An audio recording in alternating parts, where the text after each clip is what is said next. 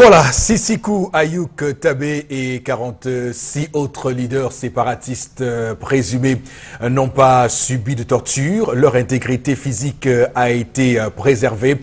Cette assurance vient d'être faite par Maître Claude Assira et comme vous le savez, fait partie du collège d'avocats chargé de les défendre. Rapatriés du Nigeria, souvenez-vous, le 29 janvier 2018, ces leaders ont été rencontrés par leurs avocats. Et ce qu'on peut dire, c'est que l'on apprend par cette occasion qu'ils ont reçu des visites médicales. Madame, Messieurs, bonjour et bienvenue sur Equinox Télévision pour ce nouveau numéro de votre magazine 10-12 Le Zénith de ce mercredi 27 juin 2018. On va planter le décor avec toute la grande équipe qui est là ce matin pour aujourd'hui. D'abord vous, Auréole Tchoumi, bonjour et bienvenue. Bonjour Eric Fopoussi, bonjour ce matin à nos milliards de téléspectateurs une fois encore. Nous sommes mercredi et je voudrais profiter pour rappeler à la communauté urbaine de Douala, notamment à son illustre délégué, le docteur Fritz Ntonen, que les pluies diluviennes qui s'abattent sur la capitale économique sont en train de faire de Ndobo un véritable enfer. Ndobo est en train de devenir une île et ceci participe de ce que dans ce quartier de l'arrondissement de Yaoundé 4e, de Douala 4e, merci Mombok, il n'y a pas de drain. Il n'y a pas de drain pratiquement. Donc les eaux qui arrivent, que ce soit les eaux issues de certains affluents du fleuve Vouri ou alors les eaux issues des pluies qui tombent sur la capitale, sont obligées de stagner et font donc d'abord une petite île. Donc, monsieur le délégué, je vous en prie, pensez à ces populations de Ndobo. Je vous en prie. Également sur le plateau ce matin, Florazé, bonjour et bienvenue. Bonjour Eric Fopoussi, bonjour à vous sur le plateau.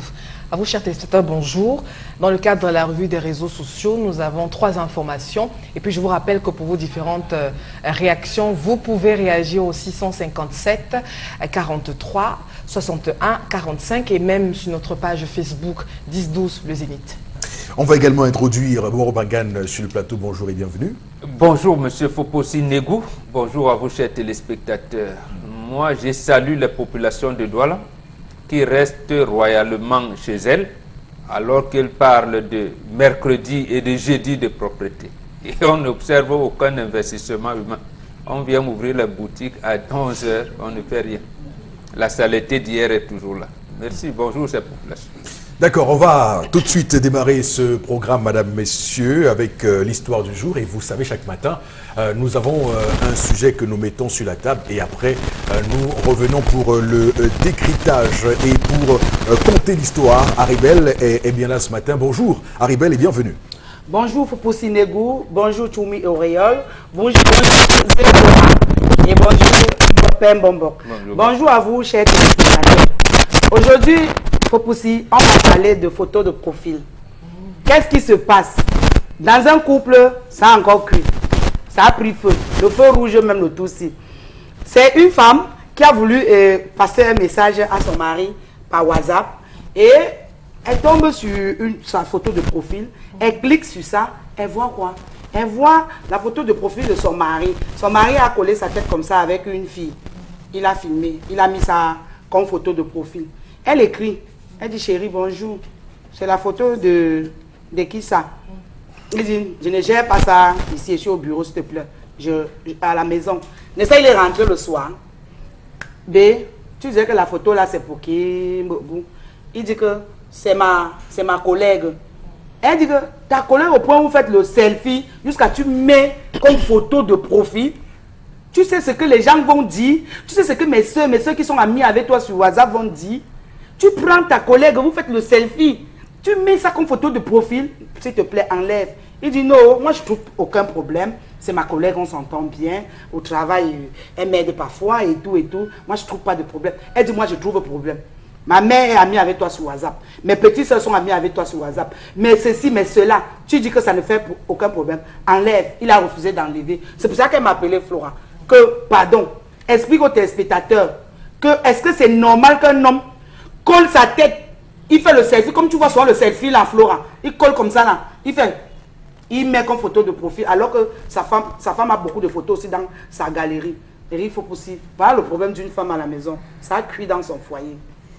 Donc ce matin, on pose clairement sur la table ce qu'on peut considérer comme étant les dérivés de ces nouveaux médias qui nous ont assaillis et sont venus avec leur cortège de nouveaux problèmes. Parce qu'évidemment, on doit pouvoir les gérer au quotidien. Alors Florazé, la question que je vous pose ce matin, quelle est la signification d'une photo de profil pour une femme?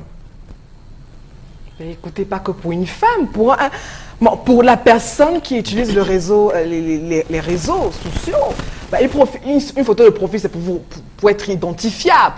C'est pour être identifiable. Donc maintenant, par rapport à l'histoire du jeu, parce que j'aime pas trop quand on essaie d'éliminer certaines choses. Quand un problème, justement, il y a la femme.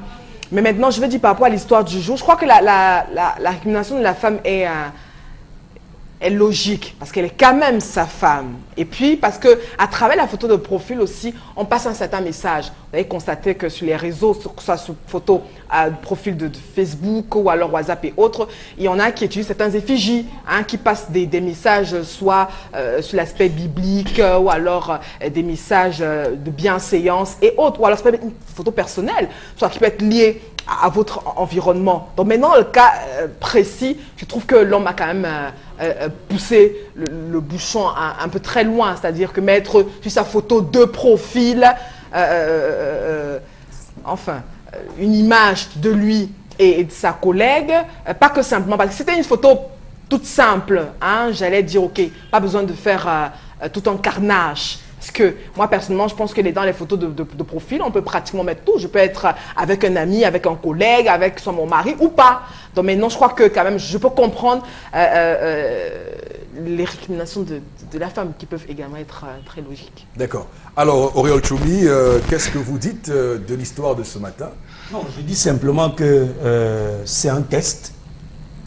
C'est un test. Vous savez, l'homme aime sa femme. Et l'homme ne se cache pas. L'homme, dans le cas précis, ne trompe pas sa femme. Il a mis une photo d'une collègue de service, peut-être parce qu'elle traverse des moments difficiles, peut-être parce que c'est son jour d'anniversaire. Et on dit... La collègue? Oui. La collègue de service peut être une amie, une grande amie. Ça existe. Dans l'entreprise, on peut avoir un ami ou une amie qui n'est pas forcément rien à voir avec l'amitié, qui va tourner autour des plaisirs libidineux. Bon, maintenant, il faudrait quand même que la femme qui est à la maison sache qui est celle-là. Mais dans le cas d'espèce, j'ai le sentiment que c'est juste un test pour voir quelle peut être la réaction de madame. Surtout que aujourd'hui, il faut davantage tester. Les femmes, vous savez, le nouvel assez venu faire que les filles ne sont plus concentrées. Donc, il faut davantage multiplier des petits tests pour voir quel peut être le degré d'endurance, de résilience de la femme. Mais maintenant, je voudrais aussi quand même dire que il ne faut plus que les gens se cachent derrière les profils de WhatsApp. Lorsque vous avez un numéro de téléphone, c'est votre numéro. Donc, votre WhatsApp devrait vous identifier. Et si vous avez envie de vous faire plaisir à vous-même, d'accord, mais il ne faudrait pas mettre à mal votre relation au nom d'une quelconque amitié que vous avez dehors. C'est la nuance, la petite nuance que je voudrais apporter. Et en réalité, sur le WhatsApp d'un homme, on devrait retrouver tout au plus sa femme, ses enfants, sa mère, ses frères, ses soeurs, sa belle famille et tout, mais vraiment, les amis, filles, pas vraiment. D'accord, ok. Alors, bon, Robengad, ce matin, qu'est-ce que vous relevez de l'histoire de ce jour? Non, que c'est un homme honnête. C'est un homme honnête, il ne cache rien. Ça veut dire qu'il ne traîne pas de casseroles. C'est comme ça. Mais comme les femmes aiment créer les problèmes, même là où il ne devait pas en avoir. Maintenant, si c'était la photo, je ne sais pas moi, du Vatican, de la Mecque, de la Maison Blanche ou d'un chimpanzé, il aurait dit quoi? Il dit quoi? Il y en a même qui cherchent les fleurs. Quand quelqu'un cache, il met les fleurs comme profil. La femme ne pose pas de questions. Alors pourquoi la colère? C'est justement que c'est un homme honnête. C'est tout. Je ne vois pas de problème. D'accord, très bien. Alors, Aribel, pour l'histoire de ce matin, clairement, une question de photo de profil. Moi, je ne discute pas. Mamie, si je suis à ta place, Je ne discute pas. Je prends aussi le voisin.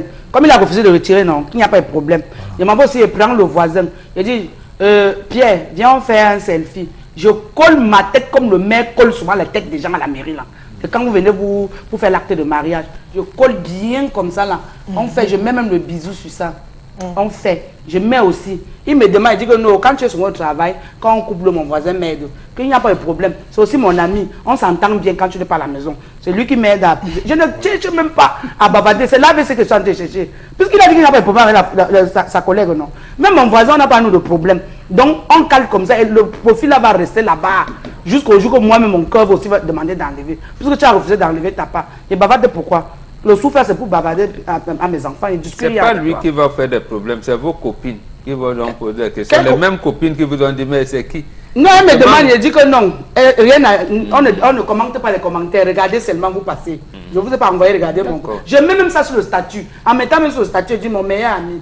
Je mets comme statut. Comment on visite le statut maintenant, il faut possible. Je ne blague même pas. Je ne bavarde pas. D'accord, Oriol. Oui, on en parle tout le temps, on rit, mais honnêtement, ça ne fait pas rire. Haribel, je vous ai dit une fois sur ce plateau que nous sommes en Afrique et nous sommes des Africains. Il faudrait toujours se rappeler de la sagesse africaine. La femme ne fait pas de bras de fer avec son mari. Et surtout pas de concurrence. Bon, d'accord. Lorsque tu auras utilisé le voisin, je vous rappelle que, et là c'est un cas tragique, le militaire qui avait abattu une gendarme ici sur le pont du Vouri, qu'est-ce qu'il avait fait par la suite? Il était allé, ou c'est à Makepe, ou c'est où là, abattre sa petite amie et abattre l'ami de cette dernière, le pauvre gars qui n'était qu'un simple ami, qui n'avait rien à voir avec son... Pourquoi? Parce que, eh bien, celle a passé le temps à l'utiliser, à l'arrêter. Non. En Afrique, on ne fait pas de concurrence avec l'homme. Ce n'est pas parce que votre homme sort, il boit une bière dehors, ou votre homme finit le travail à 18h, il entre à la maison à 21h, que vous allez dire, bon d'accord, très bien, si tu veux faire ça, moi aussi je vais le faire. Et vous-même vous rentrez à 21h, vous-même vous rentrez à 22h. Madame, c'est vous qui perdez. C'est vous qui perdez. Moi je vous dis, je perds en quoi? Je vous dis qu'un homme en Afrique peut se marier même à 50 ans, 60 ans. Et la femme? L'expérience parle tous les jours. En Europe, tu vas voir. Moi je parle de l'Afrique, tu me parles de l'Europe. Il dit, non, mais pas en Europe, se marier à 90 ans. C'est ça. Facile à dire. Laissez vos pieds au chic. Vous dites que vous non, dites que il faut enseigner les femmes. Leur dire sincèrement que on ne fait pas de bras de fer avec son homme. Lorsque tu as décidé de t'unir à un homme, tu t'adaptes à ton nouvel environnement, tu apprends davantage des anciens et tu sais dans ta tête pertinemment que aucune concurrence avec lui ne peut être tolérée dans votre couple. Toumi, il n'y a pas de concurrence. Je suis en train de lui faire passer le message. Moi, je lui ai fait la remarque. Ça me fait mal. J'ai mal de voir la photo de sa collègue comme photo de profil sur le profil de mon mari. Mais maintenant pour lui dire que ce que tu fais là n'est pas bien, ça me fait mal.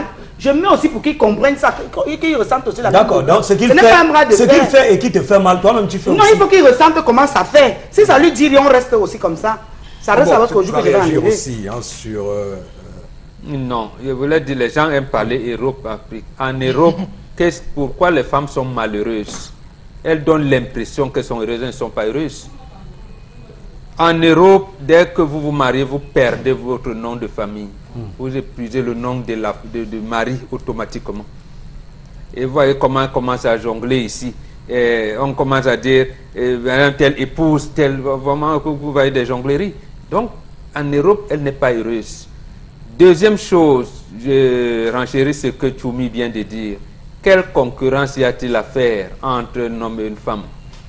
Vous verrez là, laissez, si votre mari, vous pensez qu'il est, je vais dire, traité des noms de tous les autres, vous le laissez. C'est lui. Et on dira, il a une femme digne. Maintenant, quand vous versez tout ce que vous appelez concurrence et tout, il a fait, j'ai fait, il a fait, j'ai fait. D'où viendra, d'où allez-vous mettre votre famille? Allez vous mettre votre famille. Non, justement, attirer son attention, c'est de rester calme. Rester calme, c'est que demain il va même faire le bisou, bonbon. C'est que demain, il va même prendre sa colère puisqu'ils disent qu'ils s'entendent bien, non. C'est qu'il va même faire le bisou comme ça. Il va mettre. Mieux tu tires son attention en faisant ça que B, ce que tu fais là me fait mal. Et s'il veut vraiment tricher, il est obligé de venir. Ça, c'est un problème. Il fait le bisou, il n'y a pas de problème. On va sauf que faire le bisou là. Non. Je crois que il y en a qui utilisent très mal les réseaux sociaux. Déjà, je crois que dans l'histoire du jour, on a affaire à un homme qui sait réellement pas la grosse portée qu'a les réseaux, notamment à travers les pièces identifiables qui sont le profil. Quand ce monsieur prend une... Et là, je suis sincère, je suis sûr qu'il a entretenu une relation avec cette dernière. Non, parce qu'on ne prend pas... Une relation professionnelle, non, oui. pas que. Pas que. Moi, j'ai souvent fait des selfies avec des collègues et tout. On a souvent fait peut-être certaines publications et autres. Et vous voyez que ce n'est que sur le plan peut-être professionnel. Mais là, maintenant, quand vous prenez sur vous de vous identifier à travers un certain profil, notamment celui qui a été décrit ce matin, mais ça pose des questions. Ça interpelle la dame. Pourquoi vous voulez que la femme reste tranquille? Ouais, ça fait mal. Elle a le droit de demander à son mari, ok, bon chérie, la dame là en question, c'est qui exactement? Elle est opposante. Parce qu'il y a également des positions. Il ne dit pas qu'il ne peut pas poser que. Il y a également des positions qui prêtent à confusion. Et il faut pousser bon qui tout. Ça veut dire que vous voyez votre femme, c'est vous, homme, qui est toujours en train d'incriminer les femmes. Vous voyez votre femme, c'est ici sur ce plateau, votre femme qui est toujours par exemple en train de causer avec des voisines, qui au retour du boulot s'arrête pour papoter avec des voisins. On trouve que non, c'est une femme commère, c'est une femme qui exagère, c'est une femme qui s'occupe de son foyer, etc. et tout. Donc ici maintenant qu'on a affaire à un homme qui prend des photos à tort et à travers et qui l'investisse sur son profil et qui se fait identifier à travers ce profil. Donc madame doit rester tranquille parce qu'on dit qu'il faut supporter. Non. Je dis, elle n'a pas besoin de faire moi à sa place je ne ferai pas un gros tabac. Mais je veux savoir, je veux identifier la personne. Je veux avoir les liens qui unissent les deux. Et puis après, et puis après les coups, on les encaisse. Hein. Alors, comme moi j'encaisse ce coup-là, il faut qu'après il encaisse également les miens. Ah, d'accord. Donc, ça rejoint ce que je suis en train de dire sur le plateau. Et ça n'a rien à voir avec une... Lorsqu'il faut qu'à un moment donné, l'homme sache ce que ça fait dans la partie intime.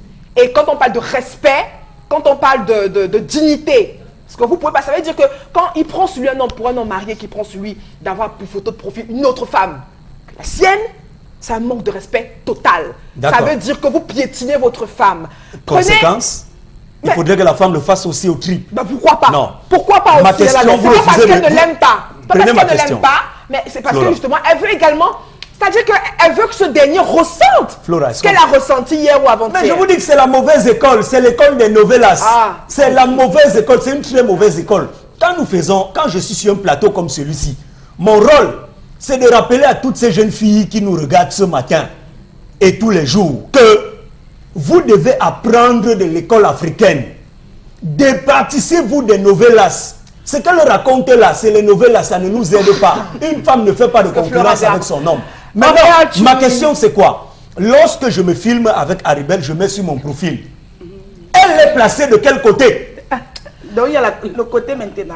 Mais lorsqu'on se filme, lorsque tu vas te marier avec ta femme, vous faites la photo de le 4x4 qu'on met sur l'acte de naissance. Sur l'acte de mariage, pardon. Oui. La femme est de quel côté? Côté gauche, côté droit, Auréole Tchoumi. Non. Épargnez-nous, c'est la vie de... Si elle est du côté droit, c'est une amie. Et si elle est du côté gauche, il faut voir la manière dont elle a posé la tête sur moi. Il faut écouter, ça s'appelle, c'est la sémiologie de l'image. C'est la sémiologie de l'image et l'analyse du discours. Donc, vous ne devez pas regarder n'importe quelle photo parce que j'ai mis la photo de Florazé sur mon profil. Bam, ça devient que Florazé et Tchoumi sortent ensemble. Non. Non.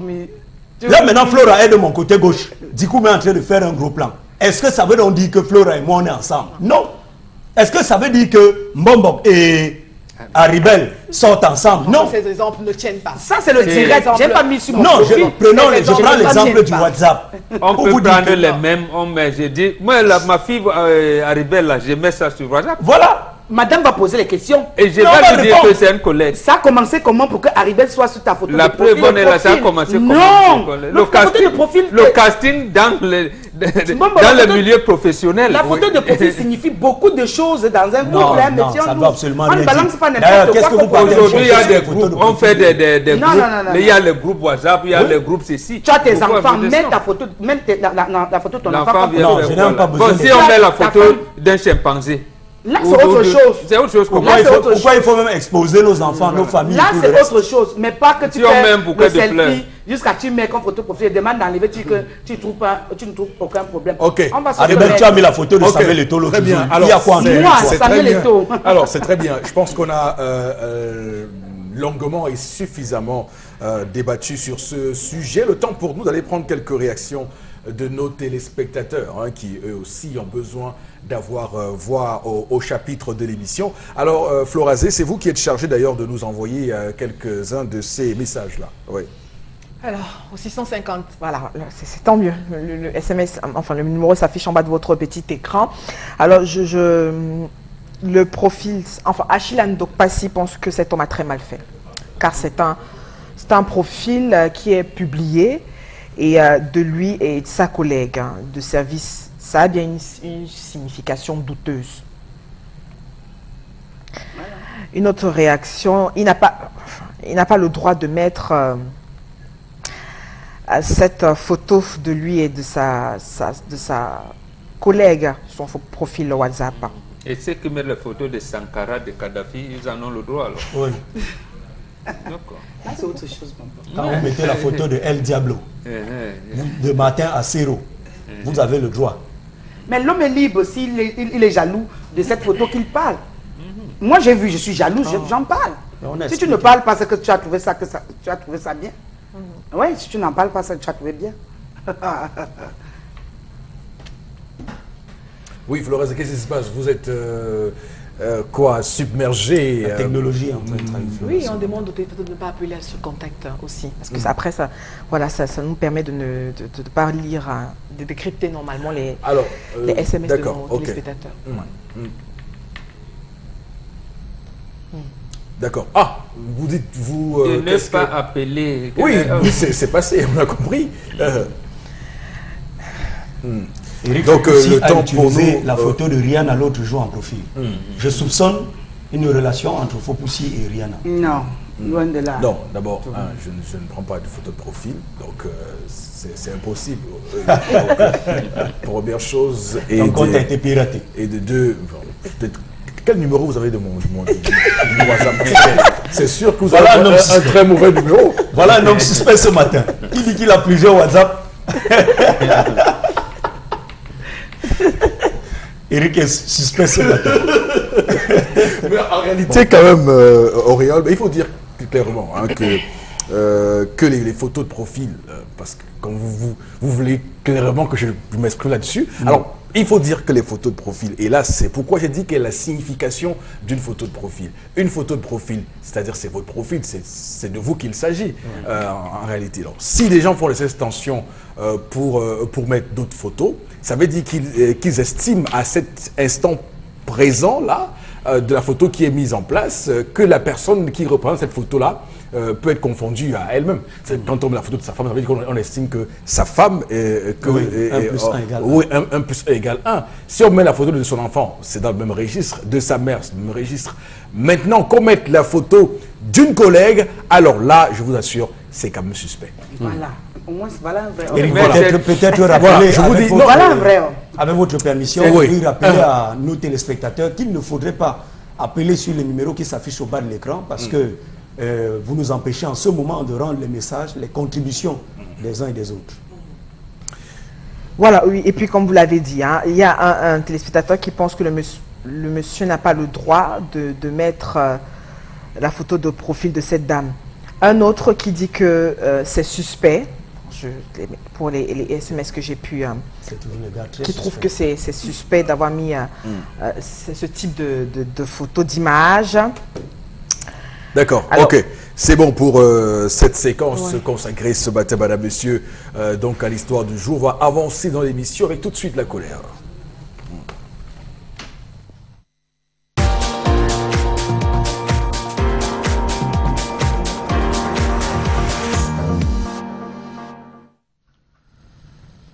Eric Fopoussi, Mbombo Began, je suis encore fâché ce matin. Je suis même bien fâché. Et vous allez comprendre pourquoi, c'est la période des vacances. Depuis le début des années 2000 et l'arrivée sur le marché national d'une vague d'investisseurs étrangers et locaux, et depuis 2010 pratiquement avec le pullulement de nouveaux riches au Cameroun, la ville de Douala et même d'autres grandes villes de ce pays, ou si vous voulez des grandes métropoles, sont devenues un enfer pour leurs occupants. Pour le cas de Douala, précisément, le plan de développement contrôlé de la ville de Douala et l'élaboration de l'agenda 21 qui marquait l'engagement formel du gouvernement camerounais à déterminer et à mettre en œuvre des priorités en matière de développement durable pour le 21e siècle, à chaque échelon géographique, il faut le préciser, sont aujourd'hui lettres mortes. Dans les 5 principaux arrondissements de la ville de Douala, j'ai mis de côté Manoka de par son éloignement géographique, le divertissement n'est plus qu'une question de bar, de snack, de points de vente de X ou de Y. Adieu les espaces verts, adieu les stades de foot qui autrefois ont fait la fierté d'une ville prospère, d'un Cameroun ambitieux. Adieu les jardins publics qui rassemblaient de fières communautés autour des idéaux de partage. Adieu ces grands terrains, ces grands espaces aménagés et destinés à un usage public. Adieu les manèges d'autrefois. Adieu le divertissement. Bref, adieu les loisirs. Aujourd'hui à Douala, ce n'est pas extraordinaire que vous verrez encore des enfants botter les noyaux d'avocats et d'autres fruits dans les rues. Ce n'est pas extraordinaire dans les rues de Douala que vous verrez les petits Gaules se jouer, s'achever sur 5 minutes de folie. La jeunesse est prise dans les taux des plus nantis. Ceux-là qui s'offrent tout au prix de l'extinction des talents, au prix de la disparition des cultures, au prix de la disparition des modes de vie. Simplement parce qu'en face, ils ont trouvé un système capitaliste où l'argent est maître de tout. Chaque commune d'arrondissement ne devrait-il pas se doter de ses propres espaces de détente, de divertissement, de loisirs? Pourquoi parler de décentralisation au Cameroun, mais en faire une affaire des communautés urbaines, en faire une affaire du ministère du développement urbain et de l'habitat, en faire une affaire du ministère en charge du domaine et des affaires foncières, en faire une affaire de la société immobilière du Cameroun, en faire une affaire de la mission d'aménagement et d'équipement des terrains ruraux et urbains? Faut-il rappeler que les plus grands joueurs de football de l'époque ne sortaient pas des réserves du Barça, de Marseille, de Lyon, du Real Madrid et autres grands clubs européens? Jusqu'à quand va-t-on continuer à spolier les terres dans cette ville, dans nos grandes villes, au pays? Jusqu'à quand va-t-on continuer à tout occuper, à tout détruire pour revendre aux riches et aux grandes entreprises? Sortir avec ses enfants est devenu une histoire d'argent. Aller se promener est devenu une histoire d'argent. Les maires n'ont-ils pas une vision à long terme de leur commune d'arrondissement? Cette question, je me la pose ce matin. Ne peuvent-ils pas stopper cette saignée? Que seront nos villes lorsque les stations-service et les grandes entreprises, lorsque les riches, les tout-puissants de l'immobilier auront tout confisqué? Où va le Cameroun? Voilà une colère brillamment signée Auréole Choumi ce matin sur les aires de genre. On remarque très bien que le Cameroun sur ce terrain-là est clairement en train de faire une descente aux enfers, une chute libre qui ne dit pas son nom. Bon, Bengan, comment expliquer ça? Comment ça nous est arrivé? Je pense que M. Choumi l'a dit, lorsque les communes, je veux dire les exécutifs communaux, parce que là, il faut mettre en place le maire et ses adjoints, c'est eux qui diligentent un certain nombre de choses, quelquefois même sans l'avis des conseillers municipaux. Ils ne jonglent pas les délibérations au niveau du conseil municipal. Ce sont les maires d'une part et d'autre part les responsables en charge de l'éducation. Parce qu'il existe une loi de 1977 qui impose premièrement aux établissements scolaires d'avoir en leur sein des j'allais dire, des structures qui puissent alimenter, qui puissent entretenir les enfants pour les activités post- et périscolaires. Donc aujourd'hui, vous voyez les jeunes enfants qui sortent et déambulent dans les rues chercher un petit espace pour faire les activités sportives. C'est interdit. Interdit. Les dites écoles, les dites établissements scolaires doivent être purement et simplement fermés. De l'autre côté, que ce soit la loi de 77, je pense, pour les mairies, non, 74 pour les mairies, et la loi 2004, je pense, oui, la loi 2004/018 du 22 juillet, oui, fixant les règles applicables aux communes, il est clairement défini que les communes doivent aménager les espaces de loisirs pour leur population. Mais on leur a tout vendu pour construire des stations-service, quelquefois pour construire des immeubles. Construire des immeubles, voilà un peu, pour répondre clairement à votre question, dans quelle situation on se trouve aujourd'hui. Mais plus grave, on est allé jusqu'à vendre, là c'est la communauté urbaine, jusqu'à vendre ces espaces verts laissés par la maïture, même dans les cités SIC et dans les cités qui étaient réservées, je veux dire dans les endroits qui étaient réservés pour les habitations personnelles des particuliers qui étaient à côté des cités SIC, parce qu'on aménageait les espaces et tout a été vendu aux hommes aux citoyens qui ont des moyens, qui ont l'argent. Or, il n'y avait plus d'espace, il n'y a plus d'espace aujourd'hui où on peut se divertir, même pour se reposer.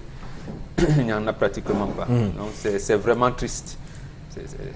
D'accord, avant de revenir sur, du moins parce que les conséquences de ce fait sont, on va le dire, terribles pour cette jeunesse. La première, c'est ce qu'on disait hier, comment les enfants n'ont pas où aller.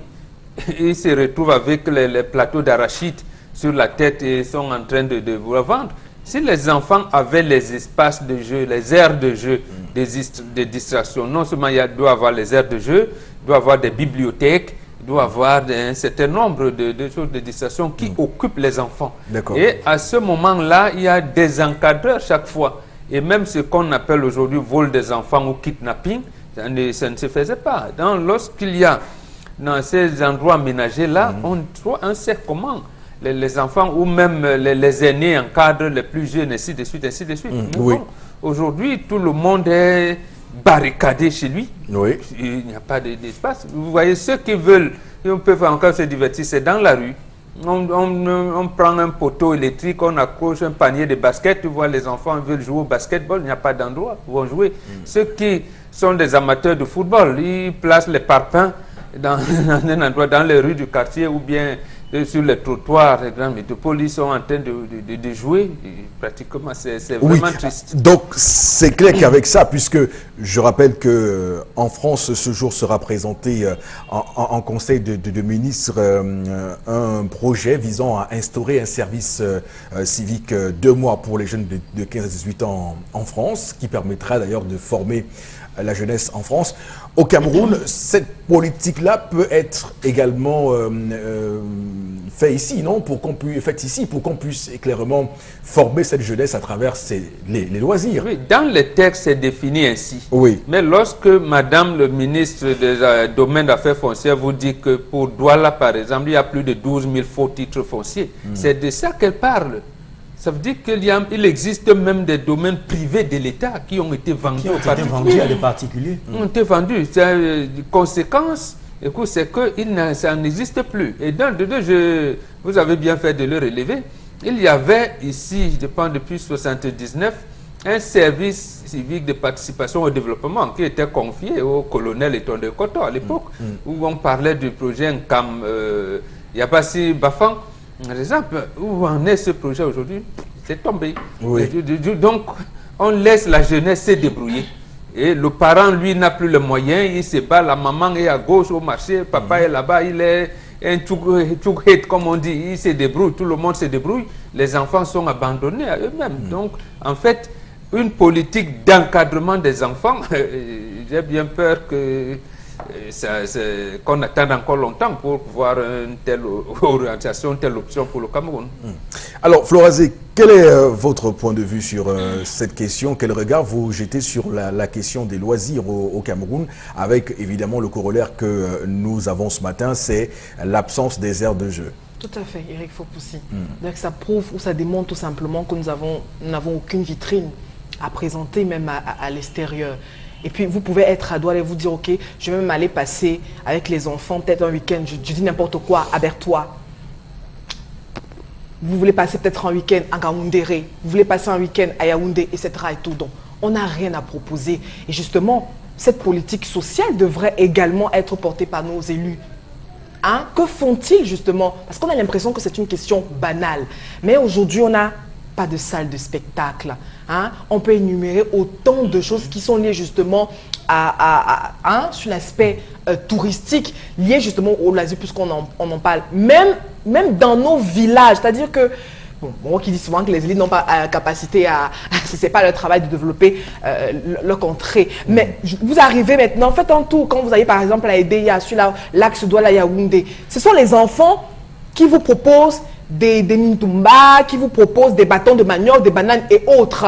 Hein, justement parce qu'on n'arrive plus à occuper les enfants. C'est-à-dire que ce n'est plus qu'un problème qui est lié justement dans la zone urbaine, même justement même dans des milieux de campagne. Oui, on n'arrive pas justement à circonscrire les jeunes. D'ailleurs, la preuve, c'est que tous veulent venir en ville pour justement un avenir meilleur et autres. Donc je trouve que non, je trouve que rien n'est structuré. Je reviens parce à vous. Que justement dans notre pays, je reviens à vous tout à l'heure, Florazé. Aucune règle de priorité. Alors, Auriol Choumi, alors qu'est-ce qu'on perd et qu'est-ce qu'on gagne sur cette question des aires de jeu, selon qu'on les a ou qu'on les a pas?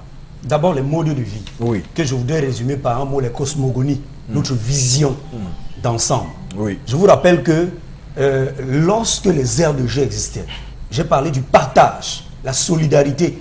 J'ai envie de vous dire que l'union de Douala, le Nassara Kamakai, ces joueurs qui ont fait la fierté de l'union de Douala et donc du Cameroun tout entier, n'étaient pas des... Je l'ai dit, les gars ne sortaient pas de Lyon, les gars ne sortaient pas de Marseille. Les gars étaient en commando, ils étaient en Gangue, ils étaient en Koulouloun, ils étaient en Niobel. C'est dans ces ruelles qu'ils bottaient le ballon, le vrai ballon, le tango à l'époque. Et donc, quand les Lions vont jouer en 90 leur Coupe du Monde, mais je vous rappelle qu'il y avait au sein de l'équipe nationale des Lions indomptables moins de 6 professionnels. C'était des joueurs locaux. Aujourd'hui, c'est fini. Aujourd'hui, vous ne pouvez plus retrouver des grands espaces où des familles, des communautés entières viennent échanger, viennent partager. C'est fini ce brassage des cultures. Ce sont les bars maintenant. C'est dans les bars qu'on se retrouve. Dès que Ronaldo met un but, et vous savez ce que les jeunes font aujourd'hui. Celui qui n'a pas d'argent pour se boire une bière, il va simplement, il attend. Si c'est un supporter de Messi qui est là, il s'assoit derrière. Si Messi marque, il se lève, il jubile, et le président va dire, donne-lui une bière. C'est aujourd'hui, on vit aujourd'hui dans un système de mendicité. Pourquoi? Parce que vous avez éteint, vous avez contribué à éteindre cette flamme qui brillait au travers des aires de jeu. Le quartier Mozart, ce film Le quartier Mozart, vous vous rappelez, ça vous dit quelque chose? La petite Samedi. Eh bien, l'une des scènes les plus fortes de ce film-là, c'est dans un stade qu'on tournait de nuit. C'est la nuit. Bonandio, regardez, les mariés à l'époque allaient où pour faire des photos de famille? C'était à Bonandio, dans le Grand... Aujourd'hui, c'est fini. Ça ne ressemble à rien. C'est mal entretenu. Le stade de Michigan, à Niala, aujourd'hui, il y a tout un gros château à l'intérieur, on a encerclé. C'est fini. Les jeunes de Niala n'ont plus où jouer. Ils vont au lycée de Japoma. Et maintenant, qu'est-ce qu'on fait? À Saint-Michel, un peu de partout, vous êtes obligé d'avoir des heures. Si l'équipe de Rifopoussi doit jouer à 13h30, malheur à vous. À 14h, c'est votre temps qui est en train de passer. Donc si vous venez jouer à 14h30, c'est fini. Vous avez déjà perdu votre temps de jeu. C'est maintenant nous qui allons jouer. Non, c'est fini. Tout est occupé, tout est vendu. Tout. Et donc il faudrait que les maires des communes d'arrondissement cessent de dire tonner. Que les maires des communes d'arrondissement assument leurs responsabilités. C'est à eux d'aménager les espaces. C'est à eux d'aménager des espaces dans leur commune. Chaque commune d'arrondissement devrait disposer d'un espace de loisirs. C'est obligatoire. C'est un devoir pour les maires et un droit pour les citoyens. Mais ils se cachent derrière, non, c'est un tonnet qui n'a pas fait ci. C'est un tonnet qui n'a pas fait ça. Et que lui, tonnet, cesse de tout vendre aux gens. La base, elle, aujourd'hui, c'est fini. c'est fini, on n'en parle plus. D'accord. Haribel, les aires de jeu qui disparaissent, c'est la grande question ce matin. Qu'est-ce que tu peux en dire? Tout ce que j'ai à dire, c'est que c'est grave. Ce que tu me dis là, c'est vraiment grave. Parce que moi, je prends même un exemple dans mon quartier, le stade Ndjemba Ndjemba, où tous les gars passaient par là, même Ndjemba Ndjemba est passé par là. Ici, au 3 mois, ça a été vendu à quelqu'un. Il est en train d'élever un immeuble là-bas. Présentement, toutes les associations qui sont de ce côté sont obligées d'aller s'entraîner à l'école publique de New Deido, soit à Bonamoussadi. Elles sont nombreuses même à nous demander parfois les matchs ici aux Warriors. Les associations sont obligées d'aller louer le stade à Bonamoussadi.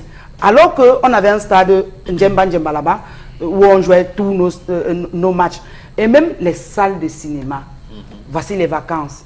Où nous sommes obligés de rester avec les enfants à la maison. Soit les envoyer vendre comme on dit là. Ce qui n'est pas bien. Mais par contre, s'il y avait les salles de cinéma, tu te levais le soir, tu prends ton enfant, tu peux avoir les dessins animés projetés dans ces salles. Mais aujourd'hui, c'est transformé en salle d'église. Ce sont les églises maintenant. C'est là-bas qu'on prie maintenant, c'est là-bas qu'on délivre. On a fermé tout. Ça veut dire qu'on a vendu la jeunesse. J'ai dit hier que les enfants ne connaissent plus ce qu'on appelle le banc. Les enfants ne connaissent plus sauter à la corde. Les enfants ne connaissent plus rien parce qu'on ne permet plus à nos enfants de faire cela. On a tout vendu.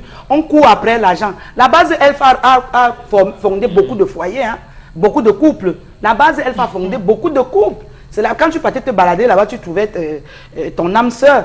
Mais on a vendu l'argent, on a vendu à un plus riche de l'Afrique. Le béton est partout. Voilà, on a poussé l'eau. J'ai peur moi de l'eau qu'on pousse là. Quand on vend, même l'eau, on vend déjà l'eau. On a poussé le vouri, poussé le vouri, poussé le vouri. J'ai moi peur que le jour, ça va se fâcher, ça va nous couvrir ici là. Parce que vous aimez trop l'argent, vous vendez ce que vous vendez même l'eau. Méfiez-vous. C'est ce que j'avais entendu en Chine là, que ça n'arrive pas ici. Parce que bientôt on va plus voir même une goutte d'eau là-bas au vourier. Parce que les intérêts vendent de tout, même l'eau. Ils ont vendu, les savants ont vendu même l'espace. Que là, ils faisaient le ngondo. On vend déjà l'eau, on pousse, il n'y a même plus l'eau. Quand tu passes même avec ton enfant, tu sais un peu ce que tu vas dire à l'enfant, que ce qu'on appelle le pont du Vouri. Il n'y a même plus ça. C'est pareil. Au Yak, vers le lycée, monsieur citait, mais Eric Fopoussi, le dimanche matin au Yak, qui ne voulait pas aller là-bas. Aujourd'hui, c'est fini. Vous avez les entreprises Protel, Cotel et tout. Mais ma doléance, et avec votre permission, Eric Fopoussi, va à l'endroit d'un grand homme qui nous regarde sans doute ce matin. C'est le chef de la station Camraï de Bessengue. Je vous en supplie. Vous avez ordonné qu'on laisse les jeunes continuer à s'entraîner, faire leur sport à Bessengue, qui est l'un des plus beaux espaces de la ville de Douala. Mais il y a des super forts là-bas en tenue qui ont interdit que les jeunes ne se retrouvent plus là-bas à Bessengue. Ils disent qu'ils veulent protéger les installations de Canal Olympia. Bessengue, c'est le dernier espace qui nous reste à Douala et parler de 3 morts. Allez voir le stade de Dodo, le stade de Djemba, c'est fini, ça n'existe plus. Djemba lui-même est découragé. Il n'aide plus les jeunes. Donc, laissez les jeunes s'entraîner à Bessengue, s'il vous plaît. Demandez à ces policiers-là de ne plus interdire que les gens viennent faire leurs 5 tours, 10 tours de stade à Bessengue. Je vous en prie. En tout cas, on comprend très bien hein, que cette question passionne, parce que évidemment, c'est une jeunesse qu'on est en train de déformer en règle générale, puisque les conséquences, on le voit très bien, commencent à se faire sentir. On est dans un individualisme désormais très poussé, exacerbé. Les gens ne savent même plus dire bonjour ou bien comment s'appelle le voisin, puisqu'il n'y a pas un lieu commun au quartier où on peut se retrouver et jouer ensemble. Ça me rappelle l'époque d'ailleurs où on jouait au damier, au billes et tout ce qui va avec. Il y a plus ça, il y a plus cette émulation-là au sein de la jeunesse camerounaise, et ça peut expliquer pourquoi aujourd'hui nous sommes dans une telle descente des enfers, puisque aujourd'hui c'est les réseaux sociaux qui sont devenus le cadre par excellence de rassemblement des gens. Mais est-ce que ces réseaux-là ont vocation à le faire, et si même d'ailleurs c'est une question qu'on doit pouvoir étudier. Oui, parce que est-ce que les réseaux sociaux aujourd'hui ont vocation à resserrer les liens entre les humains, puisqu'il n'y a rien de plus cher que le contact humain, le contact en vrai, oui, Auréole. C'est une magnifique question, Eric, et une très bonne problématique que vous posez. Mais la réponse est non. Non, parce que sur les réseaux sociaux, les gens ne sont pas vrais. Je prends un exemple simple, Eric. Haribel a pris le sujet de ce matin, un homme qui a mis un profil autre. Si vous avez son numéro, vous prenez, vous voyez le profil d'une femme. Vous échangez, vous croyez échanger avec une femme, pourtant, c'est avec un homme que vous échangez. Sur les réseaux sociaux, les gens ont un courage inouï. Est-ce que vous savez qu'il y a des gens qui ne peuvent pas se tenir devant le président de la République 2 minutes? 2 minutes. Je vais vous dire, expérience personnelle, que le jour où on libérait les otages chinois, ma première fois d'être au palais et devant le chef de l'État, j'ai un tout petit peu paniqué. Hein. Sérieux. Un tout petit peu. C'est-à-dire que quand il a tendu la main, j'ai pris la main, mais vraiment, j'ai quand même paniqué. Il faut être honnête et le dire. Et or, sur les réseaux sociaux, si vous êtes ami avec lui, vous allez tout lui dire. Hein. Il dit, mon ami, tu n'es pas bon, tu n'es pas un bon président, tu ne visites pas si. Tu as le courage de tout dire. Les gens qui insultent Eto'o et tout le reste, j'ai un ami, le jour où Eto'o distribuait, faisait les dons à Ngangé, des cahiers, c'était en août 2016. Mais il était là parmi, et il appelait papa, pourtant venez le voir. Il a toujours été un détracteur de Samuel Eto'o, mais il était allé à Ngangé chercher les cahiers pour ses enfants. Il est là, il regarde l'émission ce matin, je n'ai pas envie de le citer. Salut, président. D'accord. En tout cas, bon, Bengan, peut-être aussi, on voit très bien les conséquences de ces absences d'air de jeu qui ne favorisent pas le vivre ensemble qu'on chante désormais et qui est d'ailleurs confié à une commission nationale du bilinguisme et du multiculturalisme, alors que on a des solutions tout à fait naturelles qui se présentent là, mais on fait mine de ne pas les voir. Oui, absolument. Oui. Absolument. Et c'est dans cette logique de Tchoumi que j'ai dit, la société n'existe plus. Ce qu'on appelle société, c'est l'intercommunication entre les êtres humains. Et c'est ça qui crée l'amitié, de vivre ensemble. Quand vous n'êtes pas entre vous, c'est que la société n'existe plus. Ça veut dire que vous ne vivez plus. C'est-à-dire que nous sommes dans un environnement marchand. Et même ce marché-là n'est même pas physique, c'est virtuel. Donc en fait, nous sommes dans une vie artificielle, purement artificielle, et c'est malheureux pour nous. Et donc on pourrait imaginer, parce que là c'est les responsabilités, est-ce que les communes d'arrondissement ont les moyens à travers leur volet sport et loisirs? Oui. Qu'en fait, ils ont les sous-préfets, qui sont les présidents des commissions de délivrance des titres fonciers. Mais on ne peut pas le faire si les maires et tout ça ne sont pas associés. Mais tout le monde est allé à la recherche de l'argent à tout prix. On a sacrifié même les dispositions réglementaires qui organisent les communes au Cameroun. Donc personne n'imagine mettre... Est-ce qu'ils imaginent même qu'on peut avoir un stade municipal?